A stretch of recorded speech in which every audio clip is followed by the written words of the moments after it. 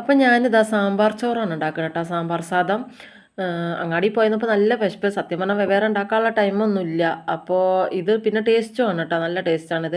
പിന്നെ ഇതിനൊരു പ്രത്യേകത എന്താണെന്ന് വെച്ചാൽ എനിക്ക് ഈ സാമ്പാർ ചോറ് ഉണ്ടാക്കുമ്പോഴൊക്കെ എൻ്റെ ഫ്രണ്ടിൻ്റെ ഓർമ്മ വരും കേട്ടോ.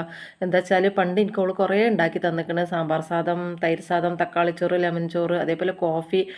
അതിൻ്റെ ഒന്നും ടേസ്റ്റ് പറഞ്ഞറിയിക്കാൻ പറ്റൂല കേട്ടോ. അത്ര ഒരു ടേസ്റ്റാണ്.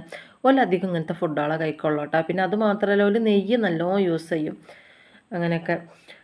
പിന്നെ പ്രത്യേകിച്ചൊരു കാര്യം പറയാനുണ്ടെങ്കിൽ ഞങ്ങൾ ഇപ്പോഴും ഉണ്ടാക്കും കൂട്ടിട്ടാ. അന്നത്തെ ആ കൂട്ട് ഇപ്പോഴും ഉണ്ട്. ഡെയിലി ഓല് വിളിക്കും, വിളിക്കാത്തന്ന് ഞാൻ അങ്ങോട്ട് വിളിക്കും. എൻ്റെ ബെസ്റ്റ് ഫ്രണ്ടാണത്.